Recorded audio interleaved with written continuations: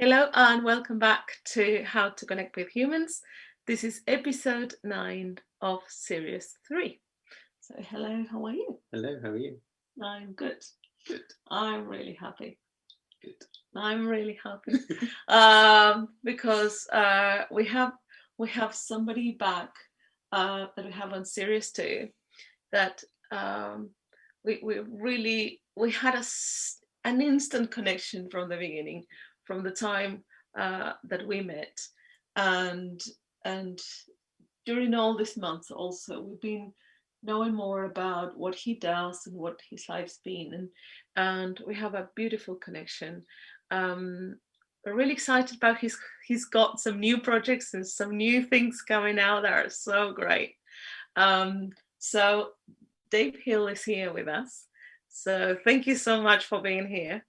And it's such a pleasure. And so Dave served with the British Army as an officer for 17 years. And he's a 3-principle facilitator and helps especially veterans to that are going through PTSD or struggling with some mental health problems with a beautiful small charity called Just Rifles. Is that right? Yeah, a lot. Yeah, with them and on my own. Yeah, wherever, whenever. And you also work with in the corporate world. Yeah.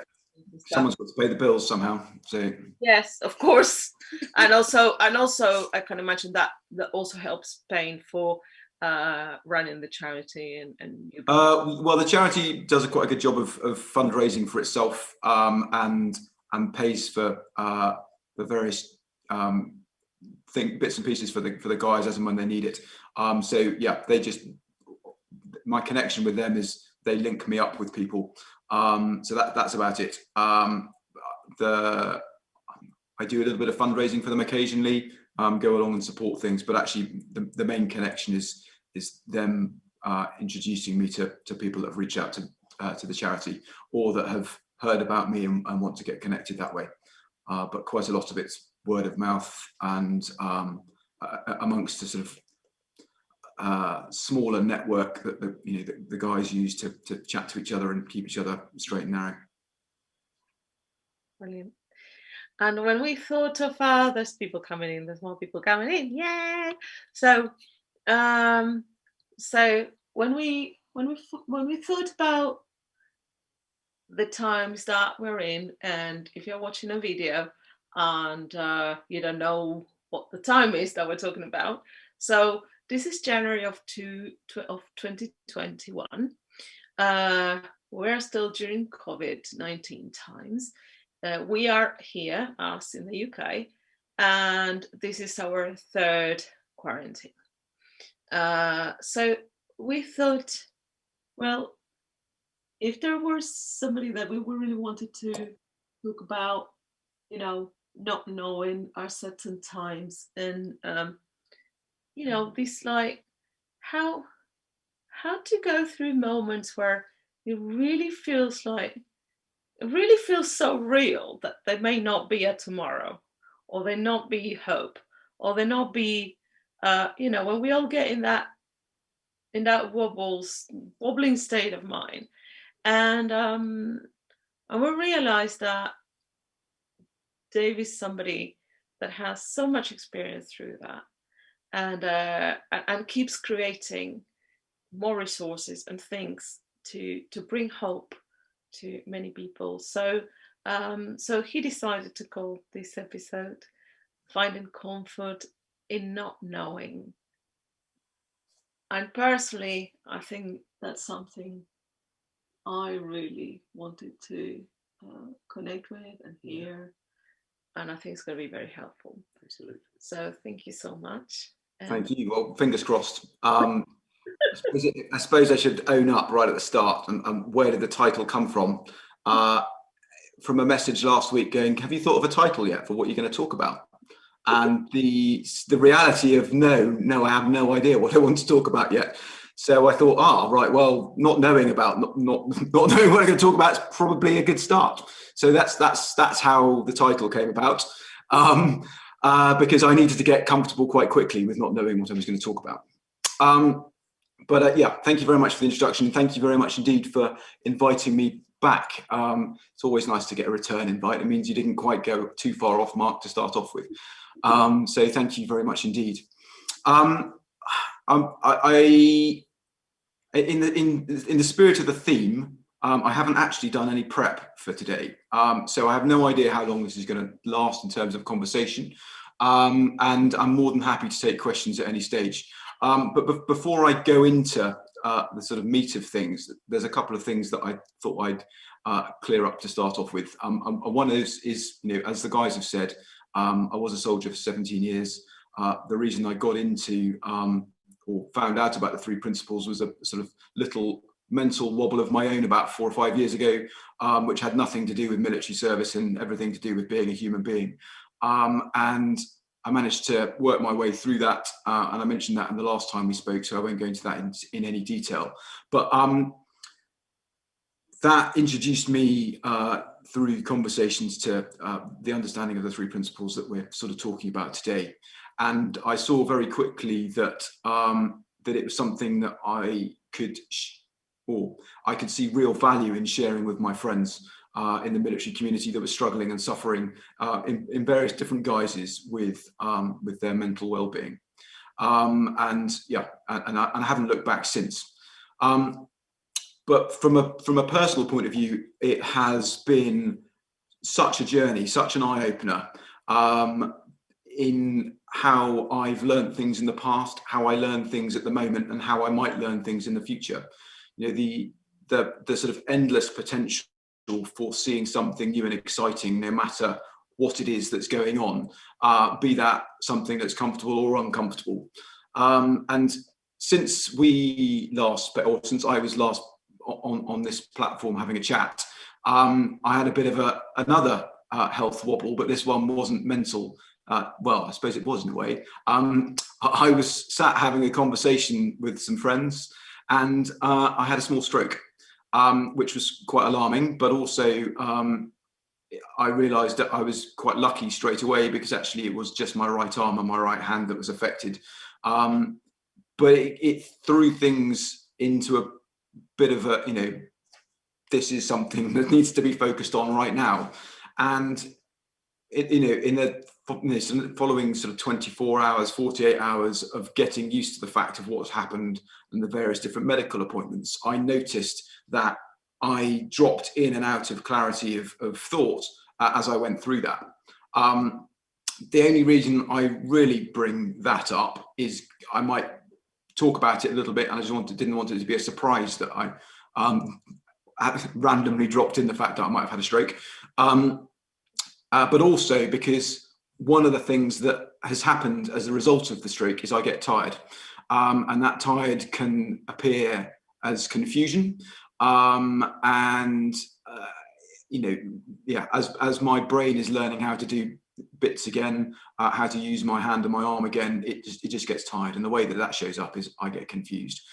So if I do say sorry, I've had enough, that's what it is. It's nothing personal. I've just run out of juice. So yeah, getting comfortable with not knowing, or finding comfort in not knowing, it's sort of the same thing. But as human beings, we seem to want to collect up knowledge in the pursuit of knowing all the facts, to be able to make decisions and to run with them. And if we don't have them, we get uncomfortable.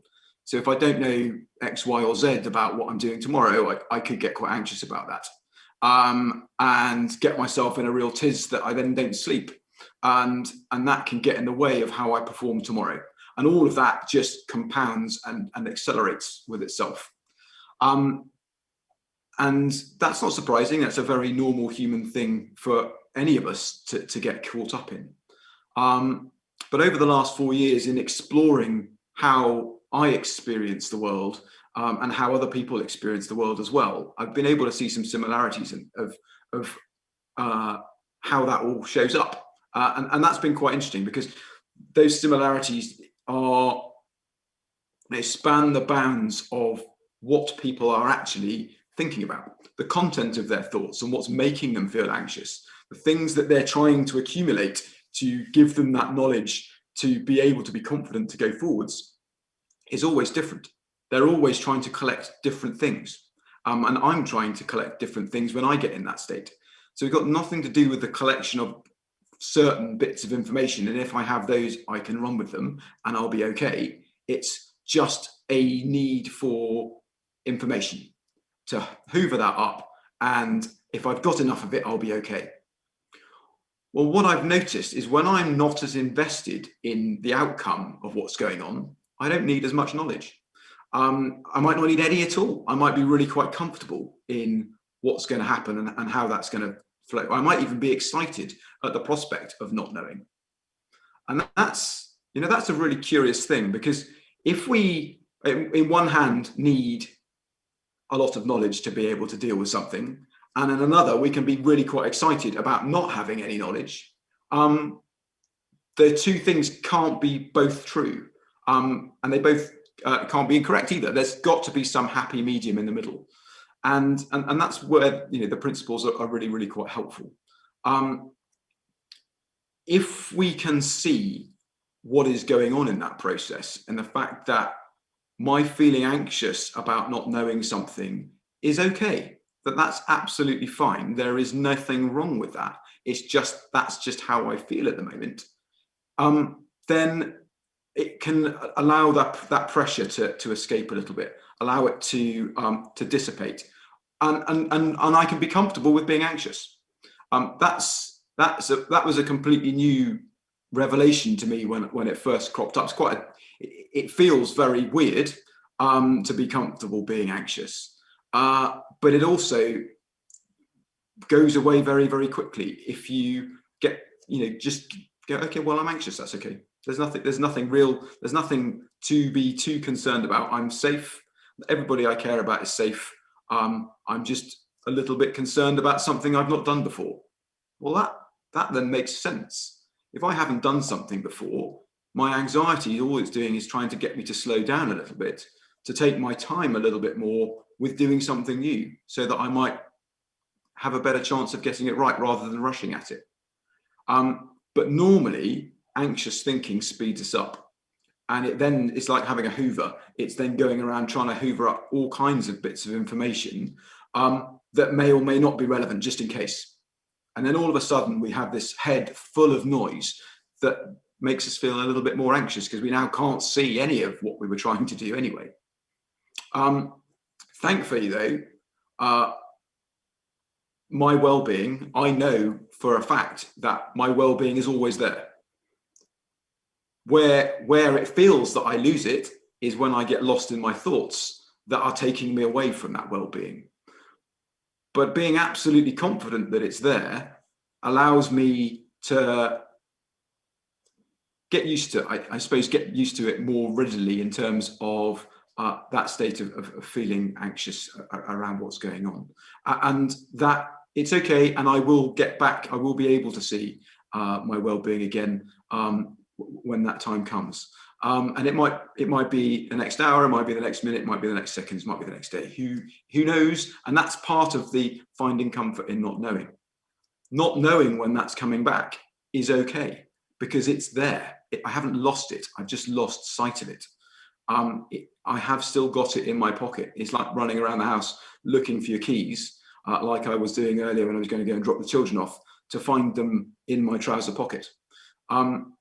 There was a sort of, I really need to find these things. I can't take them home to their mother's house because I haven't got the car keys. Where are the spare keys? And that, all of those thoughts that went on. And then I just put my hand in my pocket to blow my nose, and out with my handkerchief came my car keys. Problem solved. All that tension that I was feeling dissipated, because my reality changed from I am going to fail at the task I've got because I need to get back to do something else, and all the feelings that came with that, to, oh, well, I've been a bit of an idiot. Here are my keys. Right, we're good to go again, girls. And that's how we bounce through every day. It's just sometimes we get more invested in the outcome of a certain scenario, and as a result, we then go and start doing what we habitually do and try and find more information. Sometimes that's absolutely the right thing to do. Sometimes there's no wrong in doing that. It can be really helpful because you might jog your memory to pick up another piece of information that you'd forgotten. But there's no right or wrong in that, because actually, with this understanding of the three principles, we know that our experience, our real experience, is the one that we're having in this moment right now, and that everything I need, I have already to be able to have this conversation. Where it's going to go, I don't know, and that's okay, because like any conversation, we don't really have an understanding of where that's going to go. We might have an idea at the start of it, but when we start interacting with somebody else, there's an opportunity to see something different or to be offered a different topic of conversation, and away you go. And by allowing yourself to be a little bit freer with that, the direction of where that's taking us, there's a real opportunity for us to see something new and to learn. And I think that's probably the biggest thing that I have seen in the last 4 or 5 years, is that there's no real set pattern of things that I need to do to learn, other than being curious and just showing up.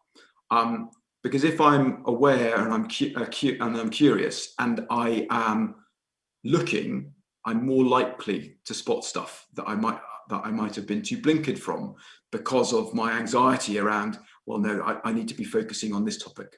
And this is this thing over here is where the meat of our meeting is going. That's what we need to talk about. That's what's on the agenda. Well, the agenda might be irrelevant now because someone's brought up something far more pertinent to the future of either the conversation or the direction of the business or the harmony of the relationship, whatever it happens to be. There might be another piece of information that's far more important that gets brought up than the things that I've been fretting over. And by being more aware and more open, there's a real chance to live more comfortably. Where else have I seen this? Well, in most of the conversations that I have with veterans, I have no idea what they're going to ask me, what they're going to show up with, or where their head is at, and how uncomfortable they're feeling in the world at the moment.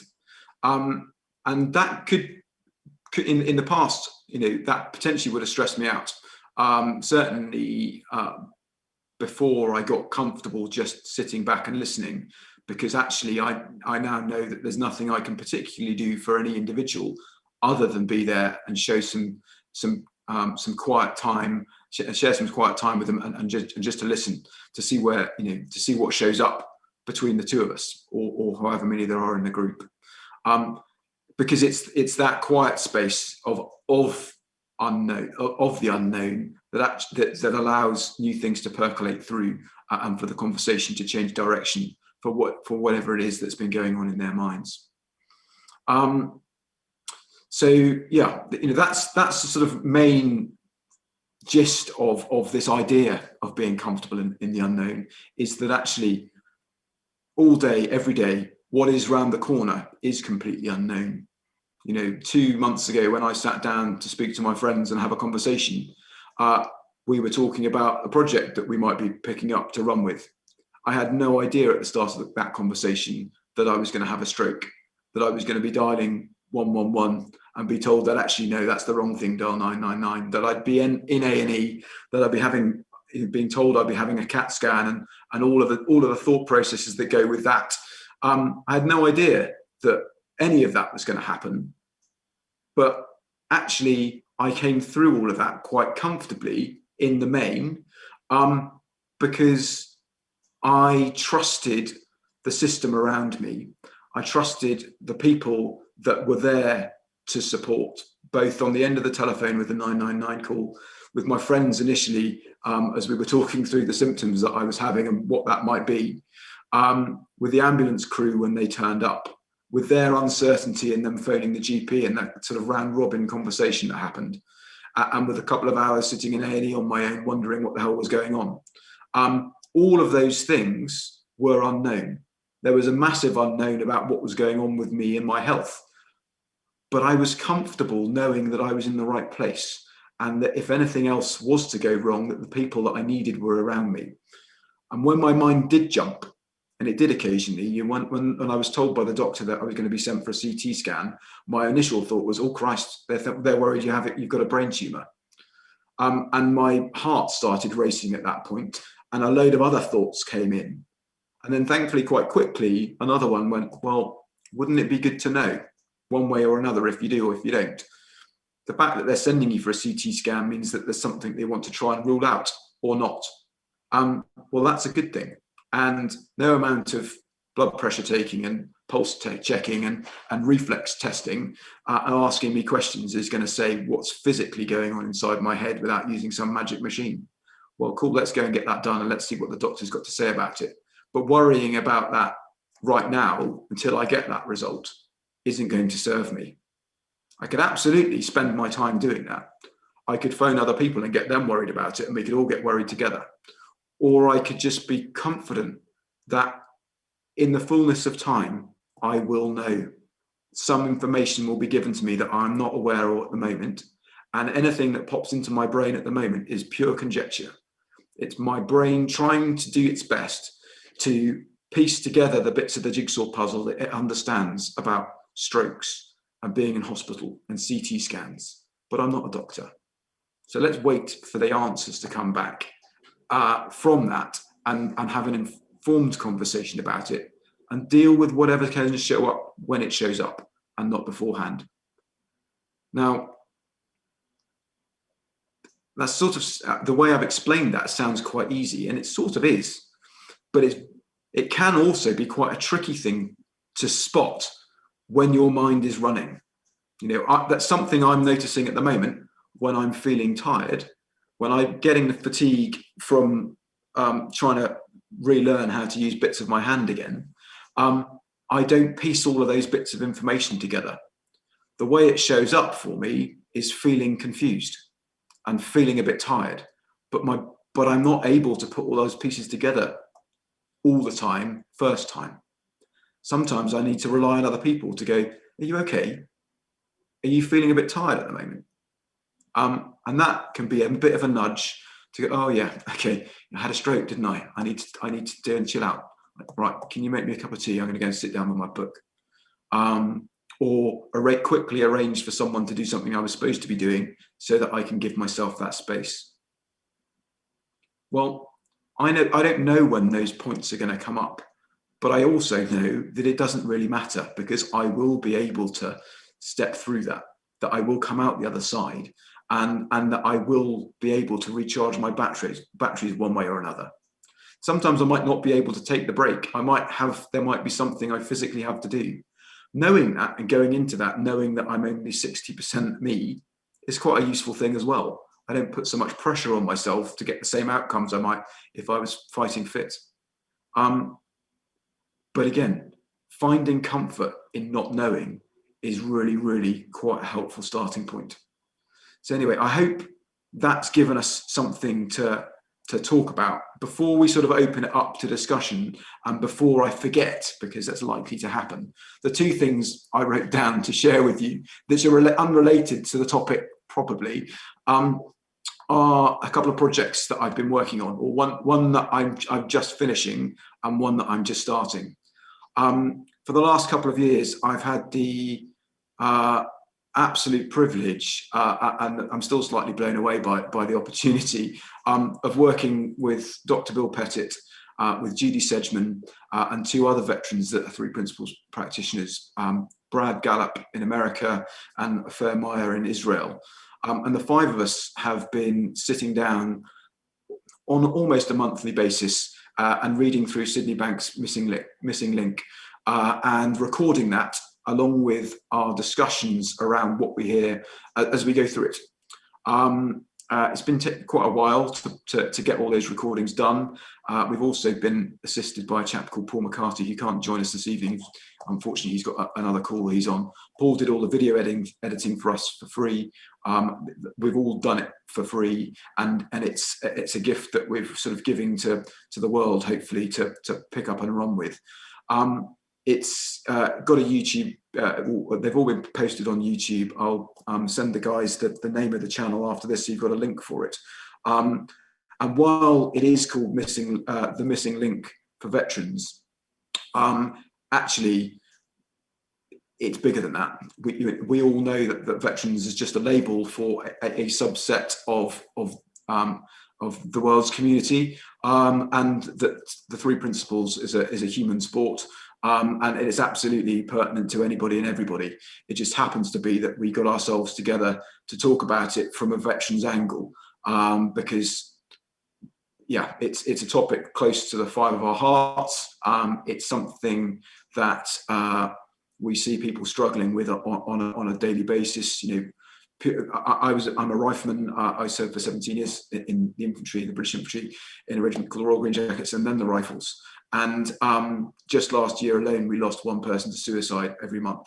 And that's something that I'm passionate about trying to change. I know there's nothing physically that I can do to stop that, but hopefully this is something that people can lean into and pick up whenever they want, whenever they feel the urge, without actually needing to speak to anybody, because there's 5 people talking, reading a book that they all love, and hopefully allowing some people to see things differently.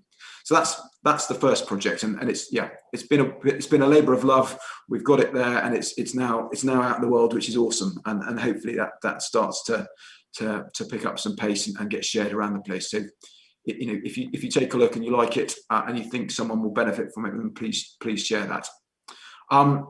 Through that process, I got introduced to Paul. And Paul's a veteran like me. He served in the British Army about 25 years ago, and was medically discharged with chronic post-traumatic stress at the time, and doing what most soldiers did. He buried his head and ran away from it for 25 years until it came back and really bit him. And through the process of his recovery from that final episode of lack of well-being, he got introduced to the 3 principles, and hasn't looked back. It's really turned his life around. And it was one of the reasons why he wanted to get involved in a project. Little did he know he's signing up to do the video editing for something that's quite large. But anyway, he's done an amazing job, and I hope you like that. But Paul was introduced to the 3 principles by a lady called Nicola Drew, who pulled together a book earlier this year called From the Heart, which I was lucky enough to help contribute to. And that book has got 40 plus voices talking about how they see the 3 principles. And we thought, wouldn't that be a good idea to do something with a veteran's voice of how the military community see their mental health. And we know that that's probably going to end up being broader than the 3 principles, and that's absolutely fine. You know, there are lots of wonderful treatments and ideas out there that people have found help and found solace in. It's going to have 3 principles running through its core. That's where the majority of it's coming from. And later this week, I'm going to start reaching out to the wider community to see if I can encourage more veterans to come forward and talk about how they felt before they discovered that actually they do have mental well-being, what that feels like now, and any advice they'd give themselves looking back with hindsight. Because what we've noticed with Nikki's book is that there are, by having a number of different voices, people will resonate with various different characters in there, various different stories and how they're told by the individual. And that's what we're hoping for with this book, with Veterans' Voices. And it's going to be a mixture of people that have suffered or are suffering themselves, their family members and how it's affected them and how they've got through it. Because we're aware that actually it goes broader than the individual, and reaches into the family and the wider community. And that's what we're trying to create is somewhere for people to reach back into. Like Nikki's book, Nikki's book has been written and has been sold to raise money for a particular charity, because we want this to be something that can span across many nations. Hopefully, we thought picking a particular charity would probably tie it down to a geography, and we didn't want to do that. So we're looking into it at the moment, but we're hoping to publish it through Amazon and get it done at cost price, so it is absolutely as cheap as possible. And we're also going to try and get it recorded as an audio book, because I'm very aware, having served with guys certainly in the infantry, and the infantrymen on the call will resonate with this. Some of my soldiers struggled with reading, and I don't want that to be a barrier to them being able to get help. So we're going to try and get it recorded as an audio book as well. Unfortunately, Paul and I are both dyslexic, so us reading it's probably not going to work, because it will take far too many takes. But then anyway, we will sort that out. We'll find someone suitable to read our what we've managed to pull together in the fullness of time. But my request today is, if you know of anybody that may be interested in contributing, then please put them in touch with us.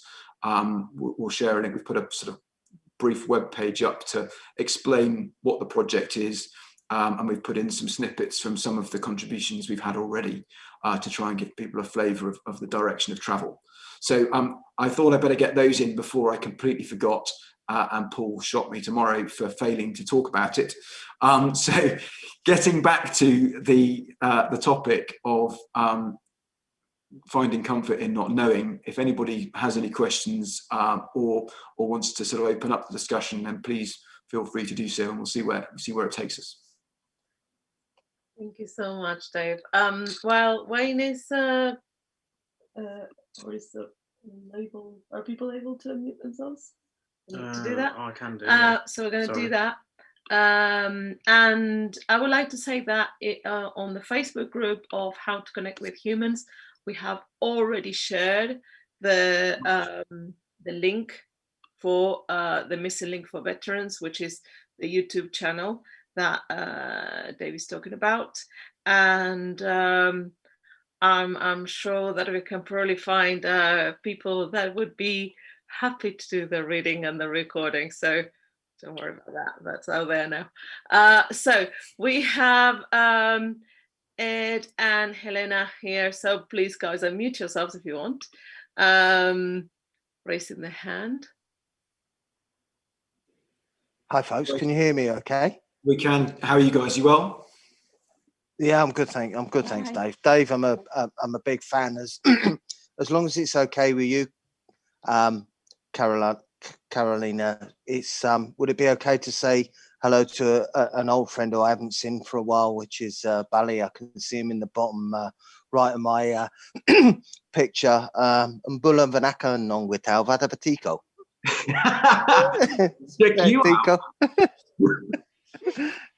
But hey, good to see you, Bally. Dave, talking about kind of the fear of unknowing and listening to the kind of examples that you've given, do you feel that, I mean, and the kind of root cause of what I'm trying to get at is everybody likes to help each other out, and that's the kind of main driver for us. And there's a real big focus in a lot of industries about well-being at the moment. But so the question to you, Dave, is do you think that kind of issues are compounded? So whilst somebody might kind of talk to you and you're in a kind of a work or a personal environment and be worried about finding their keys, which was the example from you, is there a way of understanding whether there's kind of like a deeper rooted issue of what that person is kind of concerned about? So they might be going through, I don't know, maybe a professional kind of transformation of not having an opportunity from staying from where they are, or from a personal perspective, they might be going from an emotional kind of new engagement, but really they're kind of talking to you about losing their keys, but that's not really what they're worried about. They're worried about actually they're getting divorced from their partner of X amount of years, and how do you spot that, and how do you support those individuals? It's a good question. I think it's an interesting one. I was having a conversation with someone earlier on, and one of the things that I have found most enlightening with the 3 principles is the fact that actually the content of what is going on in someone's head isn't necessarily as relevant as everybody believes it to be. And that sounds a bit harsh, but actually, where as a species we've got ourselves unstuck is that we don't understand how our experience is created moment to moment. And even if we do think we understand that, we tend to get caught up in the fact that it feels too simple, it can't be that. So I'm going to paraphrase it because I'm rubbish at quotes, but there's a theoretical physicist called David Bohm who died in the early 90s, but he was quite an interesting chap. And one of the things that he said is that thought will tell you a certain situation and cause all kinds of hassle and then say, wasn't me. And it's very true. The only way we experience anything in life is through our thoughts. But what we don't tend to see is that's what's going on. And while someone might be talking about a particular issue because that's what seems to be the thing that's vexing them most at the moment, or the thing that they're most prepared to share at the moment, if you have a feeling that there's something deeper than that, just by being quiet and calm and there for them and listening might be enough to allow them to slow down a bit, to see something differently. So the person I was speaking to earlier today has been through all kinds of various different treatments over 30 years and is used to, I need to get my story out so that we can start this conversation and see where that takes us. And I said, right, okay, well, before you go down that route, I just want to put your mind at rest that there is nothing that you need to share with me that's necessarily going to be helpful. You can absolutely share anything you want with me, and that's fine. But there is something in your history of going through this process X number of times over the last few years that hasn't been working for you. So let's just park that for a minute and let's just have a conversation about, excuse me, something in my eye, about how human experience is created and see where that takes us.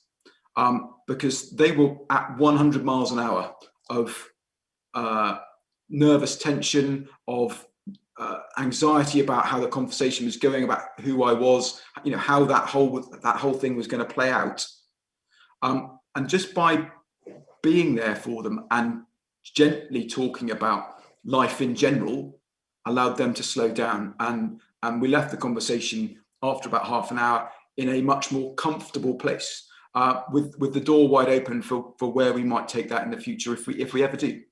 And that's fine. But I was talking to someone who was at 100 miles an hour and by the end they weren't. Well, nothing has changed for that individual other than their relationship with the thoughts that they were having at the start of the conversation at the end. Because we didn't say, do this, that, and the other, and you'll be okay. We just talked about your experience of the world to date has been a certain way. And you told me that you've been trying to search for an answer and not found it. Well, what about the opportunity that you already have the answer and you just can't see it? And if that's the case, then we're back to, there's a set of keys in my pocket. And it's just a matter of time before I find them. And I know that doesn't quite answer your question in terms of what do we need to do for that individual. But for me, the answer is quite simple. I am confident that the person that I'm speaking to has mental well-being, that they are okay. what's stopping them from seeing that are the thoughts that they're having at the moment, and that's perfectly natural and that's perfectly okay.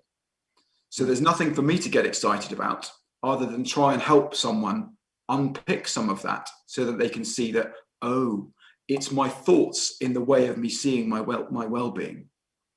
Because whenever I sort of probe around the edges of what's going on, we can always find scenarios in anyone's life, really, of where, despite the fact that they think they haven't had well-being, that we can find glimpses of it, where it has shown up, where it has been quiet for them. I can also normally find times in their lives where they've got themselves over anxious and made life worse for themselves, and they can see the reality of both of those opportunities, that both possibilities are true.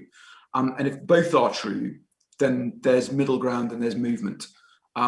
Because one of the things that David Bohm says is, as human beings, we try and look for things that have necessity, that are finite, have absolute, well, this and this and this I must have. Well, if that's true and we don't have them, then it makes absolute sense that I feel rubbish. But actually, do I really need those things? If there is doubt in there, if there's some contingency for movement around those things that I think I really, really need to have, then they're not as solid, they're not as finite, and I could survive without them. And actually, we can all think about things that we think we really, really need. I've certainly felt that as my marriage was breaking up. It completely tore me apart because I couldn't see beyond how the four of us were going to work all over the place and apart. I couldn't see how I'd operate without my wife. I just couldn't grasp it. Well, when I realized that why should I be different from anybody else, and many other people have got through this or worse, well, then that allowed me to get a bit of perspective on it and go, okay, well, maybe I can. Maybe that's just how I feel at the moment, and I can get beyond this and absolutely thrive. Maybe that's an opportunity, that's a possibility. And when that became something that was in the equation, well, why wouldn't it? Why not see where this takes us? Maybe not be the direction that I want to go in, but who's to say what's around the corner? Who's to say what's in the unknown, what I don't know now, is not going to be far more exciting and rewarding than what I think I need to have right at this very moment. So it's being open to the possibility of learning in any given moment, and that what I think is true right now is a reflection of my thoughts right now. And my thoughts feel absolutely real, and that's okay. Because as I've been growing over life, I've been experiencing different things and thinking about them in slightly different ways. And there are a load of things that I know now that I look back and laugh at myself about what I thought about them at the time, that I thought were absolutely true and real at the time. Well, thankfully, I can laugh at myself rather than beat myself up about it. As Reifman, something we're quite good at doing to ourselves is laughing at ourselves. But the flip of that is also true. I could look back at my life and go, I can't believe I got that so wrong. How have I been failing at all these things all my life? And I could really beat myself up about that.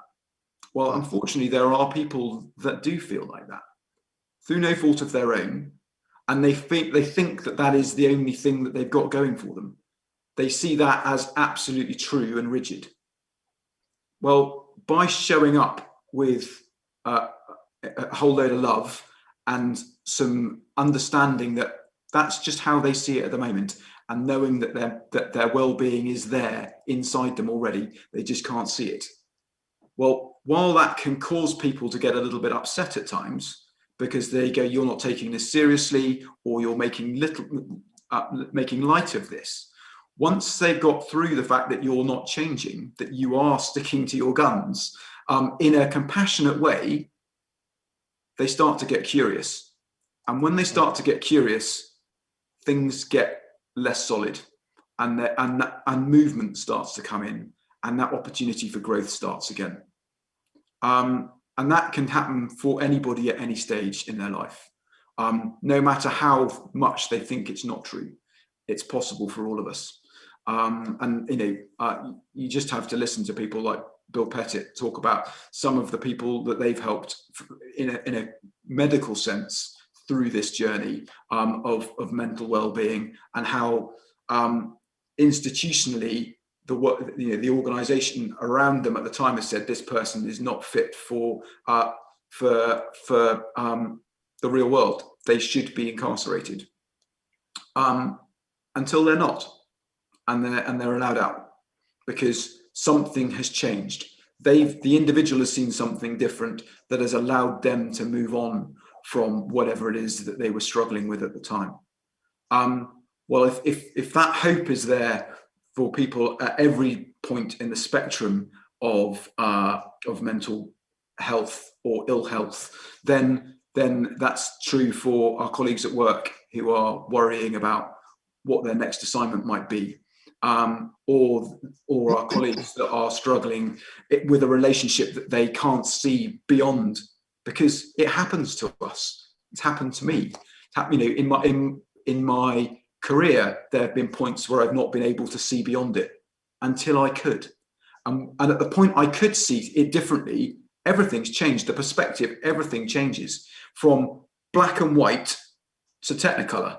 And I can't go back to the black and white. I can see why I might have been stuck. But that shift in learning and seeing something different, moving from what I thought was known into the unknown and the lights coming on, well, that's, we've all experienced that in our lives. We just don't tend to look at it very often because it's momentary and we skip on beyond it because something else pops up. Thanks, Dave. No worries, Ed. Feels odd calling you Ed. I know Ed as Pash, but that's a story we won't need to go into, I think. So, yeah, anyway. Has anyone got anything else they want to ask or go through? Yeah, Linda. Very patiently. Yeah, I just wanted to say, when you were describing your thought processes when you were in the hospital waiting for the scan, how it's sort of really impactful for me, because I was thinking in my head, I was thinking it's like a tug of war between your awareness and then getting tangled up in your thoughts again. And sort of like being able to distance yourself from those thoughts that could lead you down into more anxiety and stress that's so unhelpful. Instead of that, you're kind of pulling back and watching what's happening. I just really love that. It's not a question. I just wanted to just say thank you. Well, it's something that it's something I'm seeing more and more. Is I get caught in something, and at some point I spot that and just take a step back, knowing that whatever it is that I'm caught in doesn't matter. That it's absolutely natural and okay to do that. So I think I'm more gentle with myself than I ever used to be, and I'm more happy to lift the bonnet up and see what's going on underneath, to work it out. And poor old thought does get a bit of a beating at times. It's trying to do its best for us. That's the other thing to think about.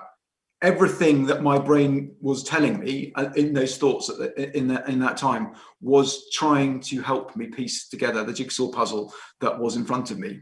And it's not always going to find the right pieces. Unfortunately, the only way I've got of understanding them is more thinking, and we end up in this sort of vicious loop. But if we can see that that's all it ever is, and the only tool I've really got for understanding it is more is thought and feeling, and how that shows up in me. Well, if I can see that and the relationship of all of that, then I've got an opportunity to go, okay, right, well, is it as bad as it's feeling at the moment, or is there a piece of the jigsaw puzzle I haven't seen yet? And if that's okay, well, that's okay. Let's see what's around the corner, because I might find that missing piece of the jigsaw puzzle, and it might be massive. It might be tiny, but it might be that tiny bit just unlocks the next bit.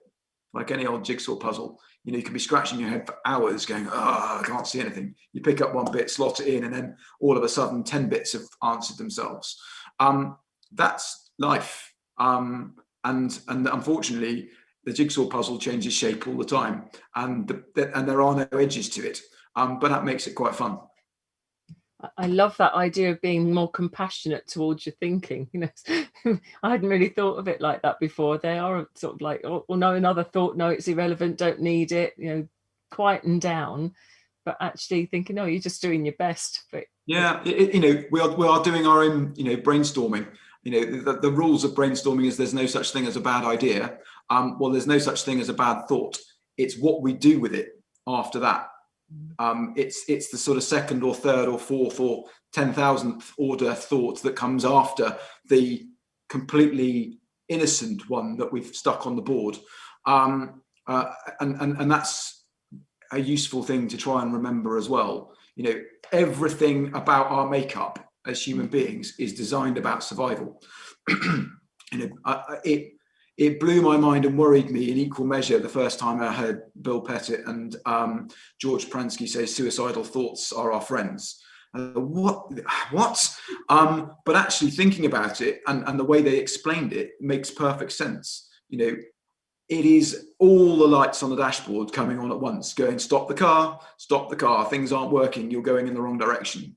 And if we can see that that's true, that it's there to go, whoa. Well, that's awesome, because it's giving us a you know, a get out of jail free card. We just don't understand it. You know, we've been told to be scared of suicidal thoughts, and that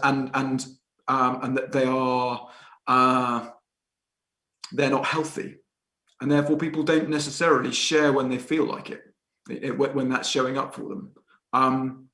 Either for fear of ridicule, or because they're worried that people are going to stop them, or whatever it is, you know, whatever thought they've got around it, something stops them from sharing the fact that that's how they're feeling. When actually, when they do share, 9 times out of 10, saying it out loud to someone else helps them see it in the cold light of day, going, well, no, that's not actually going to solve anything. And having had conversations with people, both before they've attempted to take their lives and seen how that's changed in the course of that conversation, or people who've been lucky enough to fail in their attempt to take their lives and talk about how they feel afterwards, is fascinating, because they see the truth in that. It doesn't stop them going back there again.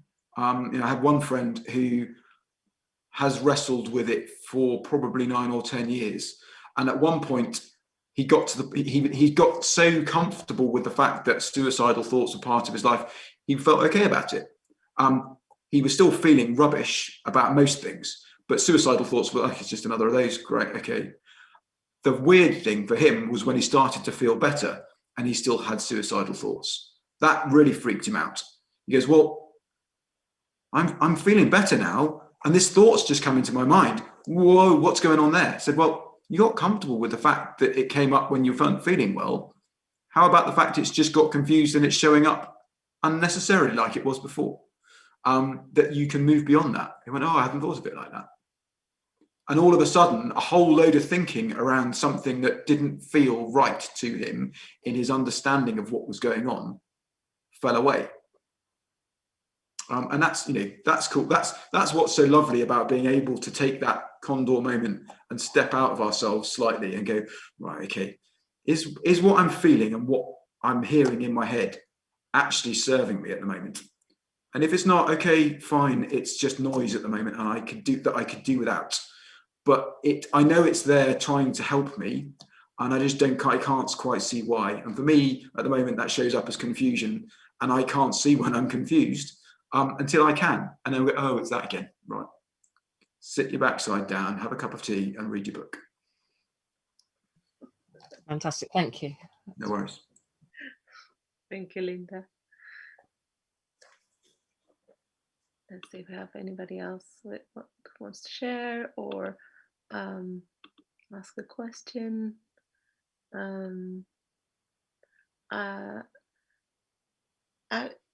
one of the things that came to mind and was Ed is asking again. Okay. I was thinking about Ed, so Ed, You were please. thinking about Ed. So it's funny. Actually, it's me this time. Hello, Helena. Hello. I just wanted to ask a bit about I guess, like, I've been in a place, like a really dark place before, and I didn't really speak to anybody about it. And I think that's one of the things that is hardest about when you're in that space is that I know in the job, particularly in the job that I do and the people that I've supported, that the biggest thing you can do is to talk to somebody and get the things that are in your head out of your head. But how do you encourage people to do that when, I guess you talked about giving people this sort of safe and quiet space to talk, but how do you kind of broach that subject with people when they're in a space where they want to kind of lock themselves away and take themselves away from everybody else? How do you kind of overcome that barrier? Well, that's fair. What have I noticed?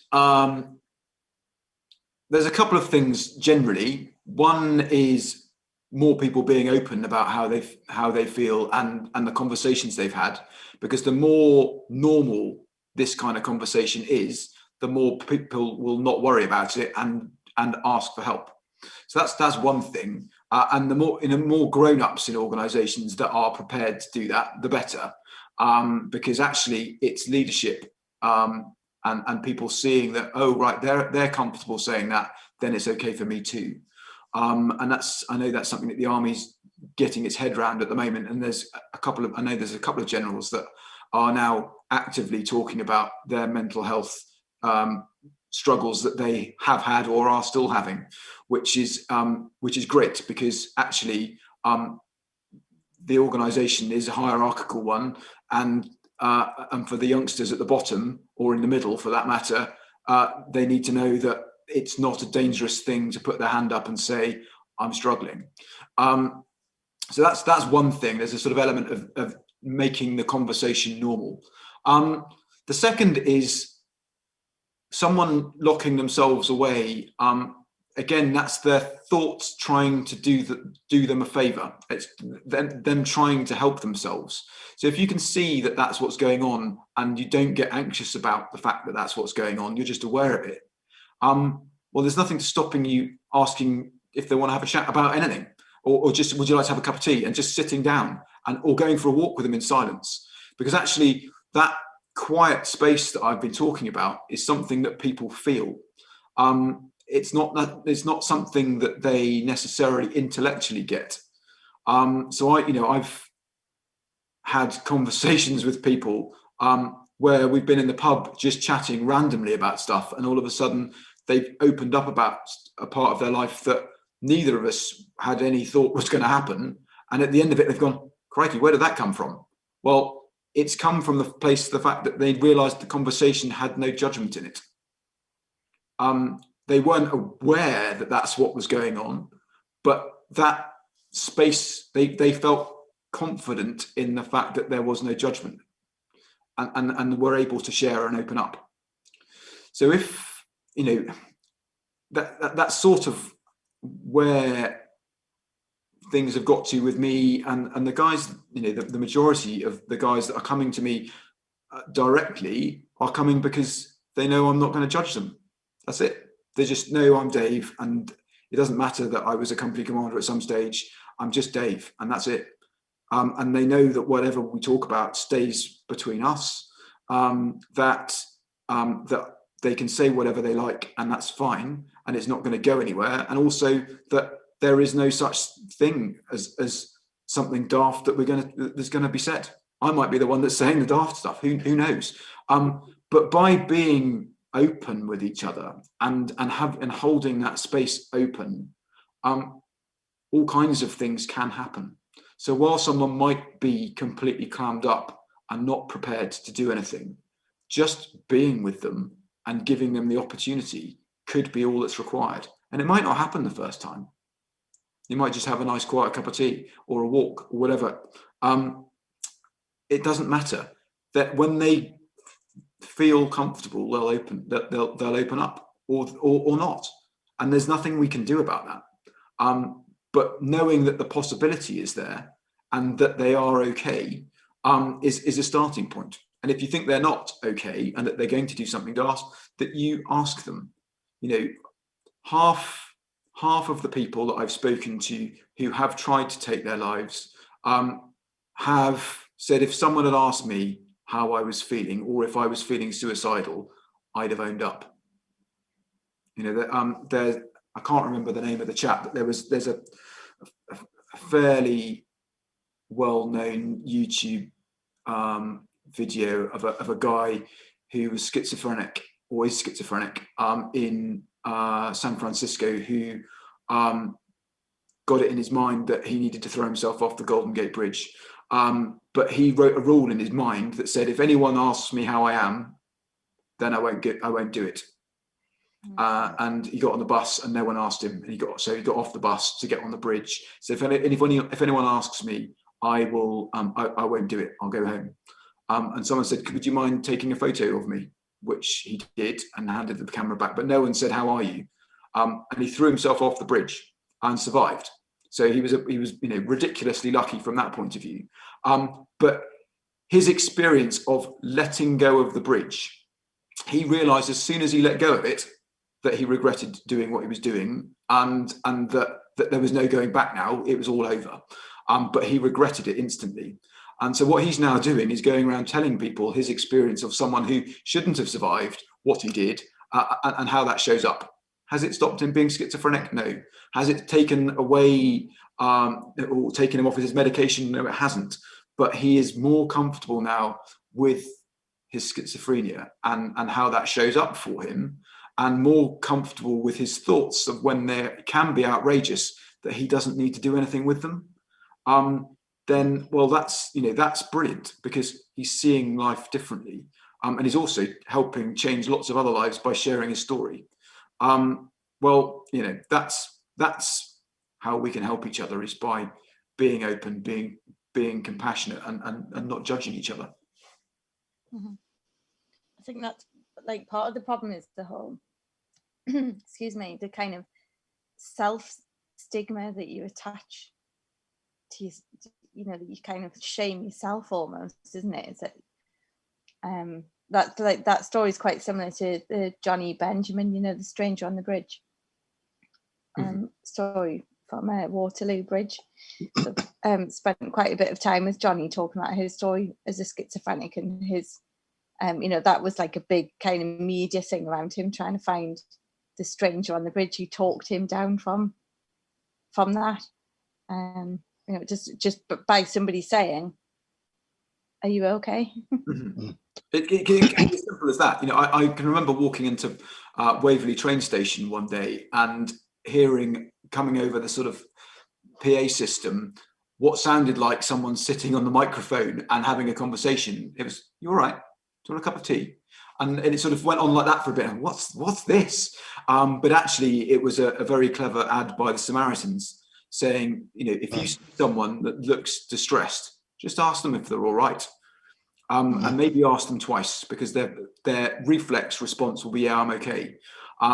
But if asking them again, or just offering them a cup of tea, could be enough to completely change their world, and potentially change their life, save their life. And that sounds quite dramatic, but actually, all people, anybody and everybody in the world is looking for connection, and they might think they're not. But actually, someone showing them a little bit of love and just saying hi, people will see that straight away. If they can see where that's coming from, and it's just coming from a place of compassion and no judgment, they resonate with that straight away. It's inbuilt in us, and that's the biggest gift we can give people, is a bit of time and some love. And it's, it sounds very simple, and it is very simple. If more people were comfortable doing that, less people would struggle.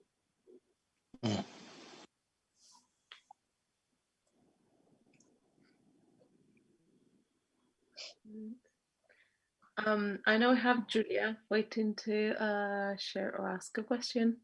That reminded me of something that I will share later on a YouTube video, and it's called "It's Not About the Nail," and I don't know if you've seen it, but sometimes, and probably this comes also back to when you see there's something very obvious that maybe people would benefit from talking about, and they're just not talking about that.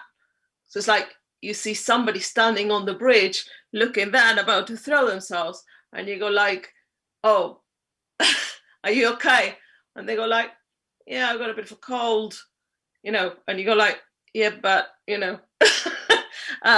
so many times people come to us and we see there's something probably very obvious they're not telling us, and they are around. We live with that amount of thinking that is torturing us or is very present or is very worrying for so many hours.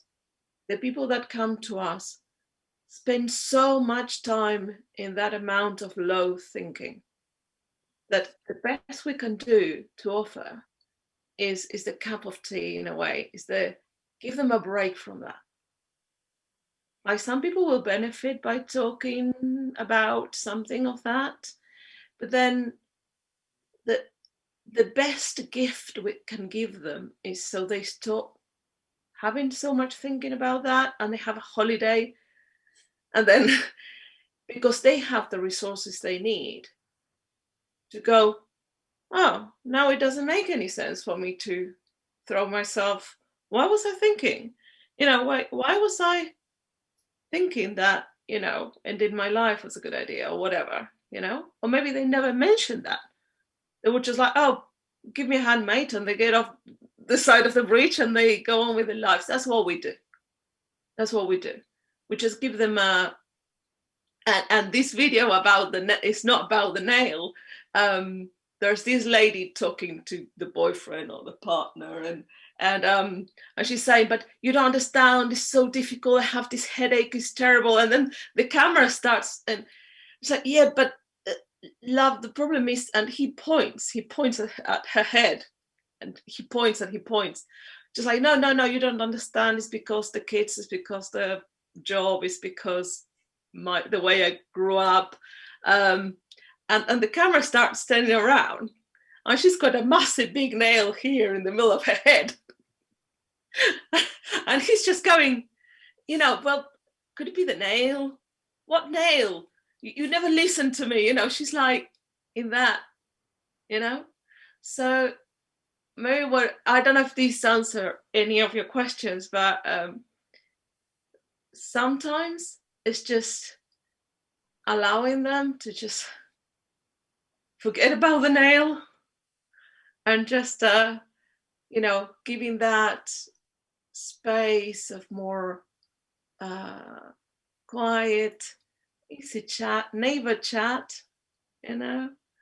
like, oh, the weather's nice today, and have you talked to your whatever sister, daughter, whatever, oh, your garden is looking great, and that simple little chat that is not dismissing what they're going through, but also gives a space of calmness and connection, where eventually, if they really want to talk about something and that's beneficial, it will come out. And if not, that's all they need, because what they need is not going to come from us, it's going to come from them. Have a quiet moment, have a cup of tea, and go, pocket, that's where my keys were. So I hope that was useful. Julia. Hey everybody. Hi Dave, nice to meet you. And you. I just wanted to say that earlier on, sort of near the start, it was really interesting what you were saying about the whole information gathering type exercise that we all tend to do, and that sort of uncertainty, because I volunteer as a call taker on a helpline for a charity called Family Lives. what I discovered that was quite interesting when I started doing that is obviously you get trained on the whole sort of listening things. People are going to be talking about these difficult issues, and they were very clear that it's not an advice line. We're not there to give advice. We can signpost, but you're there essentially to listen and to just, exactly like you say, give people that space and that time. But what's really interesting about these barriers, about people being able to do that, and how it's really not that acceptable for people to feel that that's okay. And I would say probably 99% of the calls that I take start by the person on the other end saying, I need some advice, or I need some information. And they will lay out quite clearly, you know, they have this particular problem and they need some advice about it, and they need some help, and they need some information. And actually, I'm not in a position really to give them any of that. There's other places they could go to if they wanted to get that information, particularly nowadays with the internet and everything else. And actually, once you give them that opportunity to just say, well, can you tell me a little bit more about what's going on? You start to get really underneath that, much more to the kind of emotional side of things. And it took me a little while to get used to it, because you'd sort of, somebody would say, I need some advice, and you think, oh God, that's not what I'm here for. But actually you realize that it's a way that people can justify the fact that they've actually picked up the phone. Absolutely. Yeah, that makes sense. Yeah. So I just wanted to say I found that really interesting, what you were saying about that whole feeling like we need to kind of have this information to make us feel more secure, when actually a lot of the time it's just about, you know, dealing with the emotional side of things and our thoughts and what's going on, and being okay with that, and saying actually it's okay. Yeah, it's like the comfort blanket. Have I got my comfort blanket? No, right, I'll grab some information instead. But actually, I can do everything without my comfort blanket. Actually, I've managed to do that for the last 40 years. So maybe I don't need the information that I think I need. So we can trick ourselves into thinking we need stuff to be able to operate, when actually most of the time we are reacting to what's going on in the world around us without any warning of what's showing up, and we do it without thinking, because we don't have to. It's all reflex stuff, and away we go. It's just sometimes we get more invested in the thing that we're going to do, and that means I need extra stuff. And yeah, you know, sometimes it can be helpful, but that's, you know, most of the time it's just doing something for doing its sake, and it doesn't actually help. When actually, you know, being a little bit more open in the prospect of what might be around the corner, and the fact that it could be exciting, might mean that you actually arrive even more prepared than you thought you were going to. And yeah, just seeing how it shapes up. It's like a habit though, isn't it? Like that whole kind of thought process in terms of like the way that your sort of mind works and the thoughts that you have. It's like a habitual thing, isn't it? So, you know, it's like same as kind of giving up smoking or something, is that you need to sort of break the habit and replace it with something else to or just switch it off a little bit, or just notice it. It's something I've learned to do. I didn't have to do it beforehand. I now think I have to do it, and it's being aware that at certain times, certainly from a smoking point of view, I can't talk because I've never done it, but that there are points in the day where I would not naturally have just gone and had a fag. Well, you know, there will be times, I can certainly remember Ed puffing away, but you know, when it's physically impossible to smoke, and you know, the job doesn't allow you to, and you survive. You know, you might be gasping for one when you actually get the opportunity to, but actually I must do this every however long it happens to be disappears because the opportunity isn't there. You know, the rules have said it's not possible at the moment, okay, or have run out.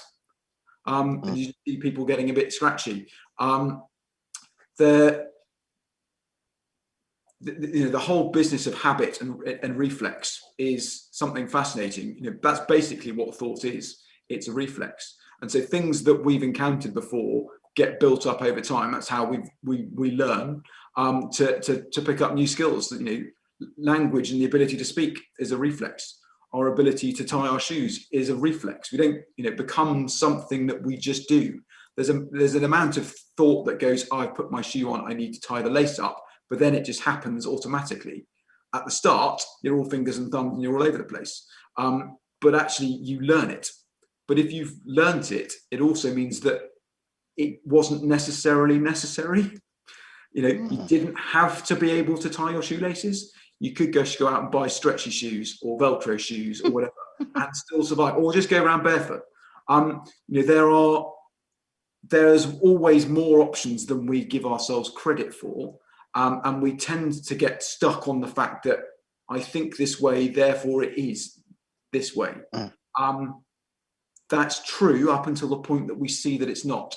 And if we are closed to the possibility that something new is possible, we don't have to believe that it is, but if we could, that there is something there. We don't have to believe that that the sun's going to come up tomorrow.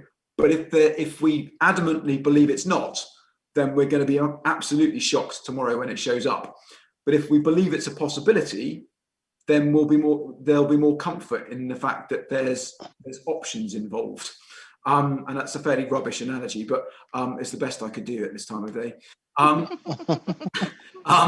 But we get caught on the things that we think, and we sometimes completely believe them to be 100% true. They are the best we can do with the information that we have at the moment, and the information that we have at the moment isn't necessarily everything. So if we can get comfortable with the idea that I know as much as I know, and that's okay, I might see something new in the future that allows me to see beyond what I'm stuck on at the moment, well, that's great. Whereas if I think there's no option and there's no hope, then I'm going to be stuck. Or that I need a bolt of lightning to change it, or that a lottery win, or something that's way beyond the realms of normal possibility. But actually knowing that I could learn something new in any moment is really quite a cool way of going around, because actually I'm not going to be as ignorant as I am now. Brilliant. Let's see what I can learn next. But if I think I'm the finished article, then I'm going to have a fairly boring time for the next however many years. Hopefully quite a number. But yeah, I'm looking forward to learning more right up until they put the lid on the box. Julia wrote, I saw a meme that said, I don't wash my hands wash themselves, and I stand there and watch. Oh, that's really cool. That's just you were saying. I messed with my head when I first read that. It comes back to which bit's me. That's again, that's something that's made up. It's our thinking about ourselves as a being is what we think of ourselves. What other people think of us is entirely different. But where we start and stop is quite a bizarre thing if you get caught, you spend too much time worrying about it. We live in a world that is completely made up of our own thoughts. We may borrow other people's thoughts at times. We may hear stuff and it might become something we then believe, but then it's become our thought. We absorb someone else's idea and it becomes our own. But we can only see the world through our own thoughts. That's it. That's all we've got to play with. If we are comfortable that that's what's going on, and that thought can be incomplete or incoherent, doesn't actually add up to what's going on, so there's an element of doubt going on in there, then there's a possibility I'll see something differently. So that means that what I think might be amazing at the moment might not be in 5 minutes time. Well, that's a shame, but I'm going to enjoy it while I've got it. And what is looking horrendous at the moment might actually be the biggest gift I've ever been given. I'm just not aware of that yet. Well, that's quite a nice way to look at things, because there's flexibility and there's an opportunity to move. And life is a journey of movements. We move forwards every day. There's no way back. We are going in one direction and one direction only. And that is a physical thing as well as a mental thing. So it does mean that we have an opportunity to learn something new at every step of the way. And even if we don't learn to our advantage to start off with and we go down the wrong path, well, we might find something we never would have done if we hadn't have done that. And we can't change our mind and go back and replay that part of the game. It doesn't work like that. We play the cards as they are in front of us with the knowledge that we've got at the moment, using the facilities that we've got. And that is our ability to think and our ability to feel, which comes from our thoughts. And if we can see that, then we know that, our compass may be a bit dodgy at times, and that's okay. Everybody else's as well. And we might bump into someone whose compass is also pointing off in the wrong direction, and we might rub each other up against the wrong way. And that's okay. It's just, that's where we are. At some point, someone's either going to point out to us that we are not being helpful to each other, or one of us is going to observe it and go, oh, okay, yeah, maybe I can see that differently. Well, that's exciting. That sounds like the way I'd like to proceed through the world until I see it differently. But it's also certainly helped me in the last 4 or 5 years. Looking back at my life before that, it was there all the time, and I can see glimpses of where that showed up and where I got stuck. And that's just extra proof that the way I'm looking at the moment is beneficial, because I can see where it wasn't working when I was stuck and couldn't see it, and other times where it was shining a light going, no, it's this way, son, off you go. Well, that's brilliant to be able to see. The best thing is being able to share that with other people and help them turn on their own torch and see that they've got everything they need already. They're just fumbling around in the dark, not knowing the thing in their hand is actually the thing that's going to point them in the right direction. That's the coolest thing about this, and the simplest thing is that we are all okay. We just don't know it, and anyone can help anybody else at any particular moment, and they don't even need to know about the 3 principles. That's just an extra bonus, is that you understand how it works. But people are doing this day in, day out, all over the world, helping each other out just by showing up with a bit of love and not realizing how it works. Brilliant. Let's try and share it as wide as we can, so that more people understand and more people get the opportunity to help others. I love what you say about seeing what you see in the moment innocently from what you know and makes sense to you. And I was thinking, I had great fear of the dark and monsters underneath the bed and underneath the shower curtain. I don't know, hands up if any of you used to look underneath the bed when you were a child to see if there was a monster or somebody underneath the bed too. So since I'm not alone, okay. So and I didn't have to go to and kindly my parents, and they used to say, darling, there's nobody underneath the bed, or we'll put some cushions so the monster can come out of bed, or whatever. You don't take it so seriously. You don't usually take your kids to see a therapist or do some coaching because they're afraid of the monster underneath the bed, or I didn't need to do a course on how to deal with monsters underneath the bed. At some point, something in me just changed, and it didn't make any more sense to keep looking underneath the bed. Now, when that happened, I can't tell you if that was the 23rd of March of 1972. I have no idea when that happened, but it just happened, and I never sort of did it again for that purpose, maybe to look for my shoes, but not to look for monsters. So the system sort of has a beautiful way of we don't need to know how that's going to change. We don't need to know. Now, when people come and tell us about things that are scary and are unknown, if they tell us about, well, I have 8 people in my family that are going through COVID, and I'm really struggling because I'm afraid of what's going to happen to them and what's that going to do to my family, or or I don't know how am I going to pay the rent, or I don't know if I'm going to be able to cope with myself this evening. That to us looks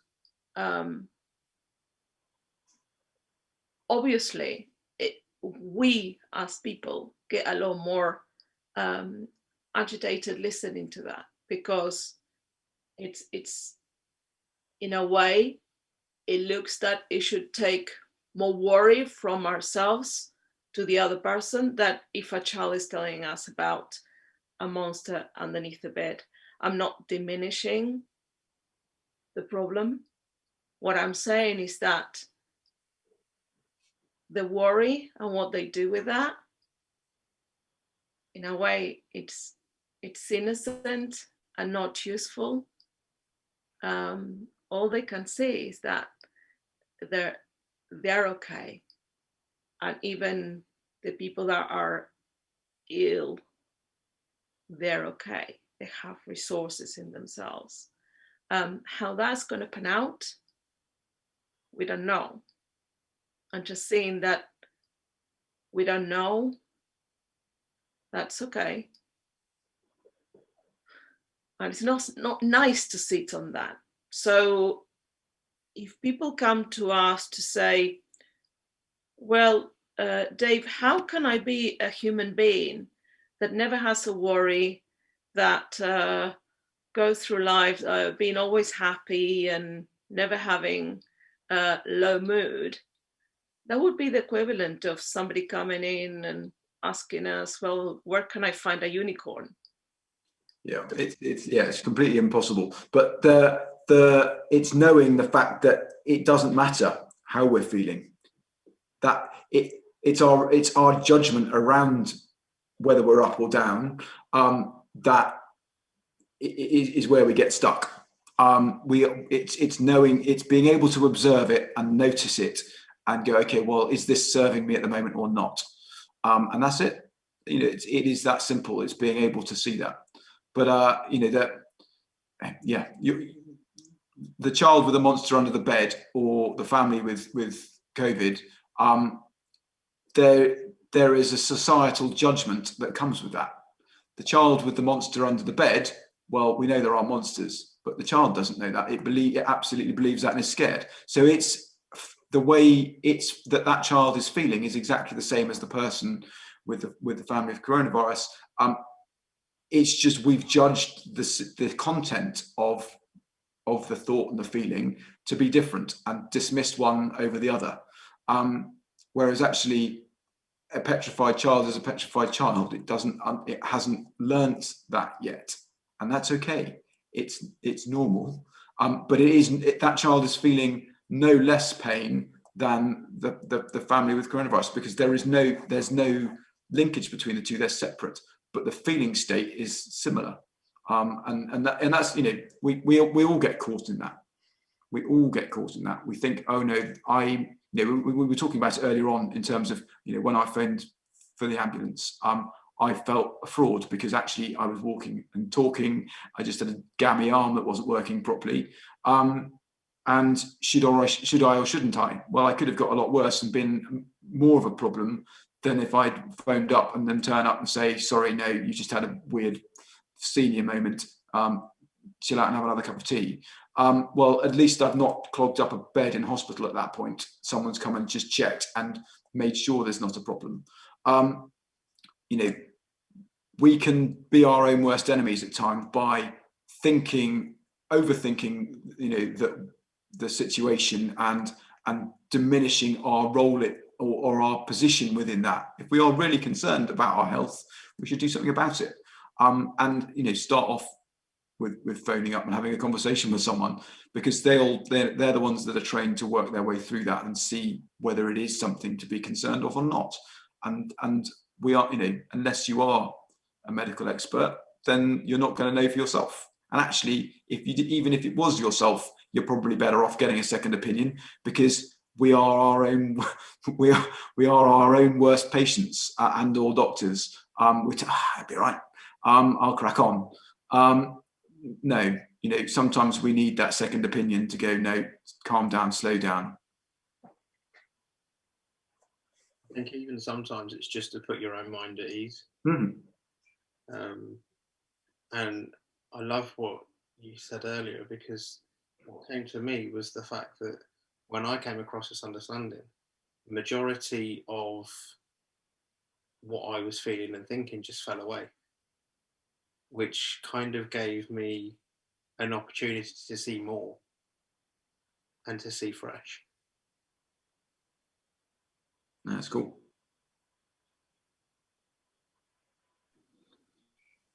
For me, Dave, I still revert back to the severity. For me, it's like I feel kind of quite comfortable about the fear of unknowing, of whether you can't find your keys or not.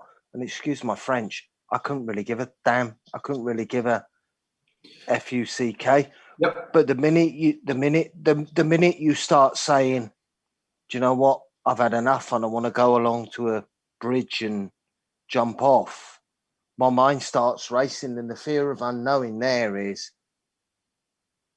completely different to whether you can find your keys or not. It's more along the lines of, okay, where are you at? I will drive you 200 miles or whatever. If you can't find your keys, it's kind of water off a duck's back. It's kind of understanding that severity and putting that into kind of context when you're speaking to people, and not making that situation worse, Dave. Yeah, by you saying, stay where you are. I'll come and find you. Yeah, I hear you, Bash. That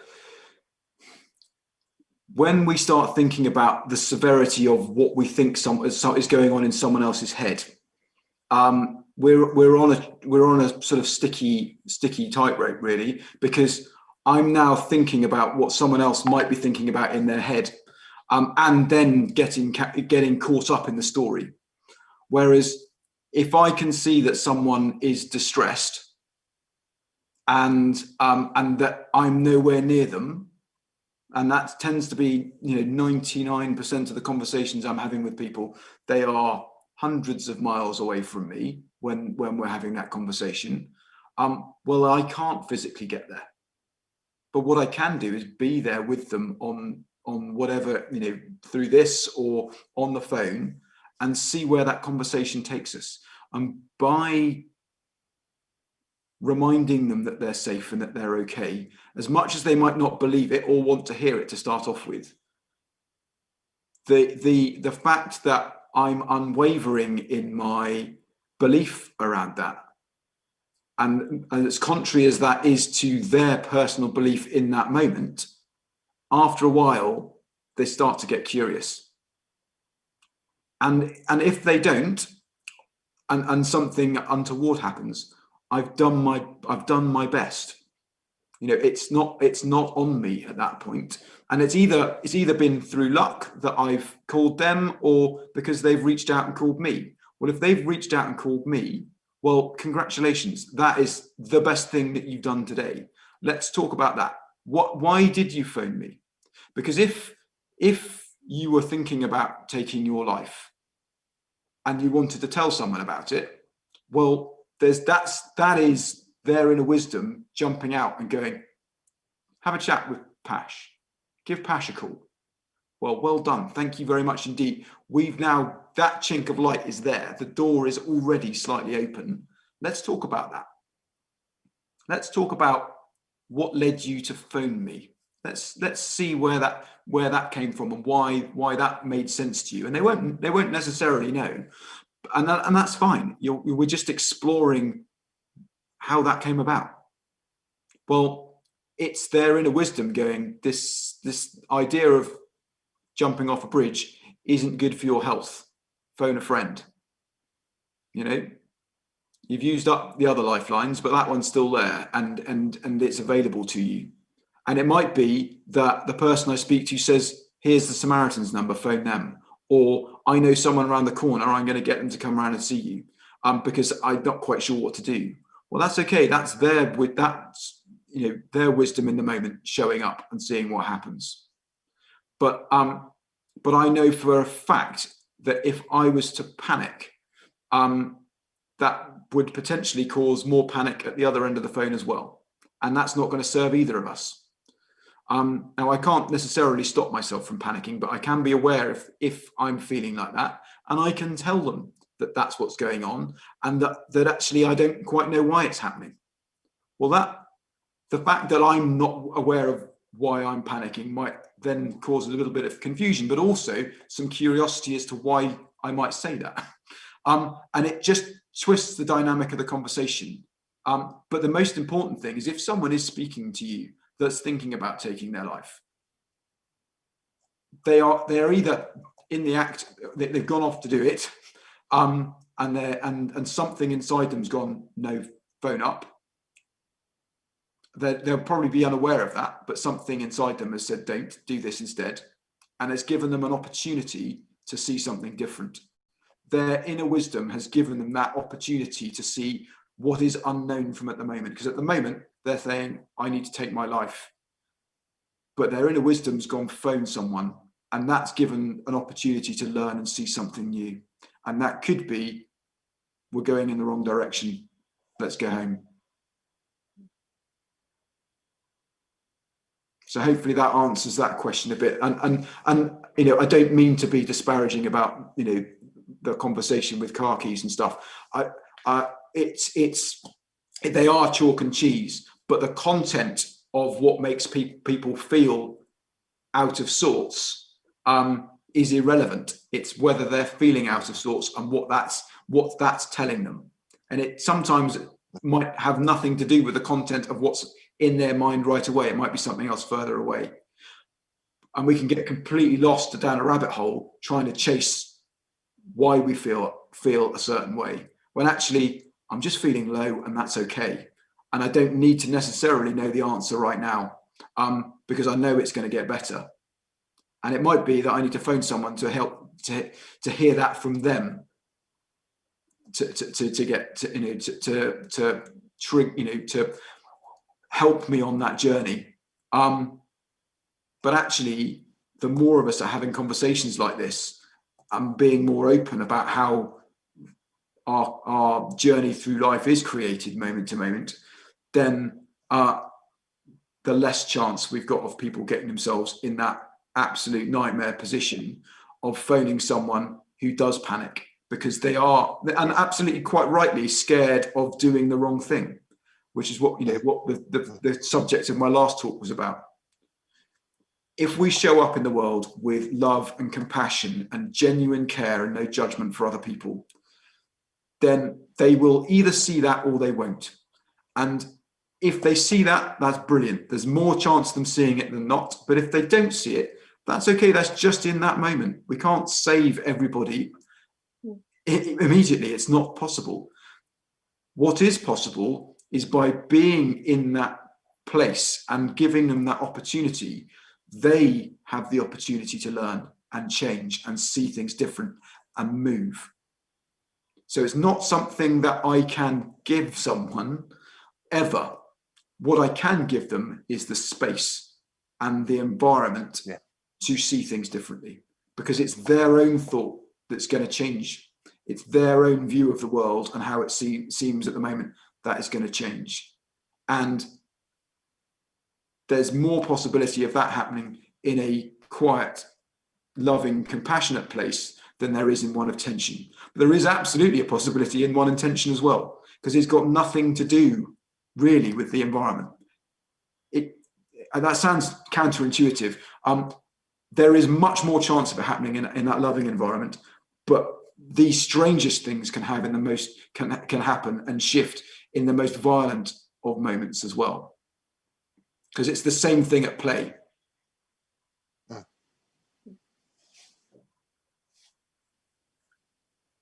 And I want to say that I really, and Helena, I really hear your passion, your worry, and my dad committed suicide 2 years ago, and he shot himself. So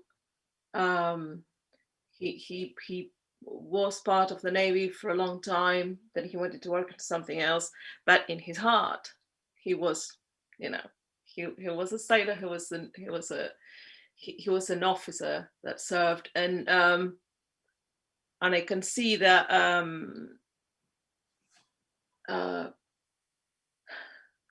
we want to prevent this, and all we can do is try to help people. Is what we're doing. Is sharing. Is doing a series. Is promoting another series of talks. Is offering a book. Is talking about it. He kept saying to us, me and my sisters, for probably 8 years, well, if things get too bad because he had cancer, don't worry, because I've got my gun next to me, next to a bed.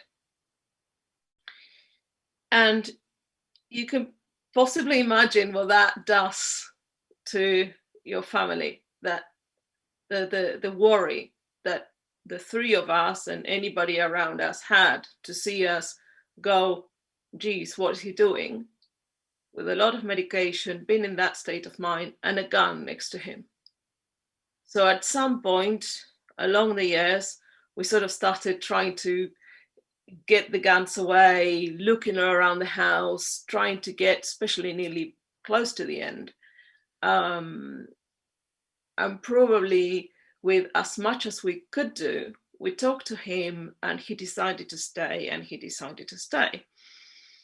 And though we had taken every possible gun, weapon he had, and anything we could find around the house, and now he wasn't very well, and he even managed to go get a gun and do it. So we did as much as possible for that not to happen. And at some point, that was his decision. We could live the rest of our lives feeling guilty for that and feeling that we're a victim of that. Or I can honor that he did as much as he could, and we did as much as we could, and then do whatever I can and take care of myself, on understanding that I'm not here to prevent every single person that may think of committing suicide, but I can do everything I can to make people aware that are things open and free and resources, and I'm here to talk. And if they know of anybody, please, just a kind, loving conversation, or saying good morning, hello to your neighbor. Sometimes that's all it takes. So I hope that sort of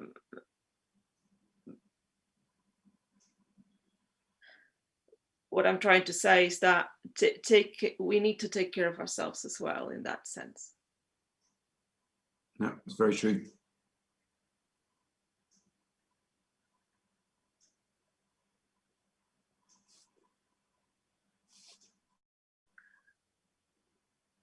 So I don't know if anybody wants to say anything else. Oh.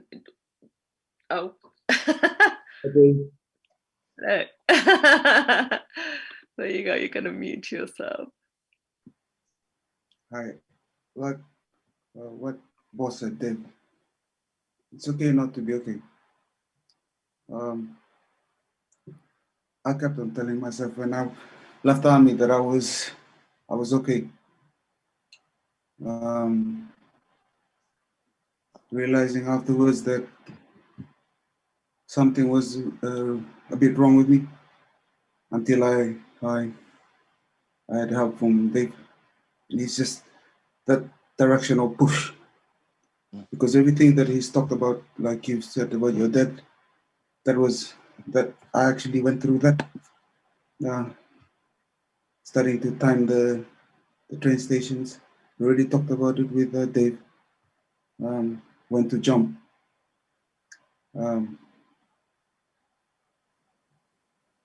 I'm lucky that I got in touch with my missus. Made me realize that there was something really wrong with me, and we got in touch with Dave, and just a small direction from him and everyone else, my big family that I have around me. Just a small direction has really changed my way of thinking about life. I think it's okay not to be okay. You need to share. You need to just speak out. Sometimes you could be wrong, but everyone's always wrong. You're not always perfect. Just seeing someone smile. I think they would know that when I first came to him, I used to cry a lot. But now I'm always looking forward to talking to him almost every week, or when there's something I'm thinking of. That's when I think it's okay not to be okay. You just have to share. Talk to someone like what we've ever talked about this evening. Just talk, or even just say hello. I went for a walk with my missus today. I saw a lot of elderly people walking around. And it's this thing from they're telling us not to get into contact with. I didn't do that. I said evening, morning. They were smiling at me. They were talking back. That's part of it. We're all a big family. Yeah, we're all family. We're all connected. We don't need to. Well said, B. Yeah, it's so true that, yeah, we are all one big family. You know, the whole human race is one big human family. We're all the same thing at the end of the day. It's just society's way we've learned how we are different, but actually the way that we tick, what makes us a human being is identical. It's just some superficial bits that make us different, and they're irrelevant. But it can feel massively real at times. But no, thank you so much for sharing that, B. That's really kind. And you know yourself how things have shifted for you just by sharing some little things, some little understandings about being a human being, and the conversations that we've had, you've looked inside yourself and gone, yeah, I knew that, but I didn't trust it. And we've all been there. That's the thing. We aren't alone, and there's nothing wrong. So thank you so much for sharing what you did this evening, B. That's really kind of you.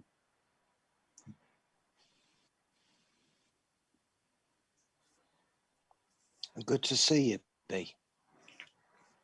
Nakua Sarui Kata Kata, which for those in the cause means today's a beautiful day.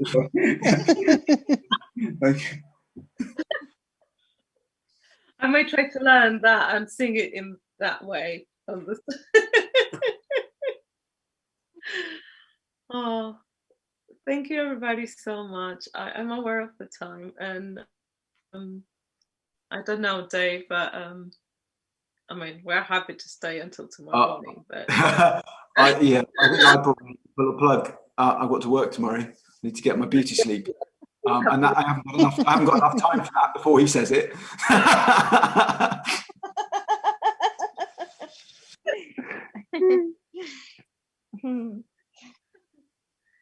No, thank you very much indeed. It's been lots, as ever, lots of fun, and but also talking about some serious stuff.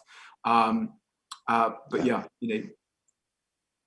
look out for each other and look after each other, and be gentle. That's about it, I think. Yeah. So thanks for organising it, Carolina, Dave, whoever else has. B, good to see you, my friend. Yeah, thanks very much. Nice to see you, Bally. I've heard a lot about you. Thank you so much for being here. And so this is going to turn into a video. So please let us know if there's something you want us not to share on the video. but the video is a free resource, and it will help lots of people. It will help lots of people. This free resource goes out to other places and other charities and institutions, and so it's our way of giving and being there. So everything is shared with us. It's super useful. So thank you so much, and feel free also to share the series to anybody. It's on YouTube. So we're going to put all the things that Dave said that he has, and there's something on the chat. Do another one. Julia says, thank you so much, Dave and Carolina. I'll say Wayne as well. Lovely to meet you all. Thanks for a really interesting and inspiring discussion. And have a great night. Yes, so to you. So next week, if you want to join us, it's going to be on Wednesday at 7:30. We are having Chip and Jan Chipman, and they are the ones that actually started the series with us. It was going to be just a one talk with Chip and Jan, and then turn into this series. So they're like the godparents of a series, but also they were some of the people that were with Sydney Banks right at the beginning. And Chip Chipman and Elsie Spittle ran the Three Principles School in Salt Spring Island. So probably none of us would be here talking about this understanding if it wasn't, especially as always, we thank Sid Banks, because he not only had the experience, he really wanted to share it. And he really wanted to tell other people, and took the rest of his life to do that, and to, you know, in order to share as much as he could. And but then Chip and Jan are doing exactly the same. As soon as they found out about this understanding, and it changed their lives dramatically. They've been for now 40 years or something, just sharing and sharing and sharing. They're an absolute delight. So I think it would be lovely to have you around and be with us next week if you can. Thank you ever so much. Thank you. If you have anything else you want to say, you can unmute yourself, say goodbyes, anything you want. Thanks, everyone. Yeah, thanks for coming, and thanks for the opportunity, guys. Take care. Thank you. Take care. Cheers, Dave.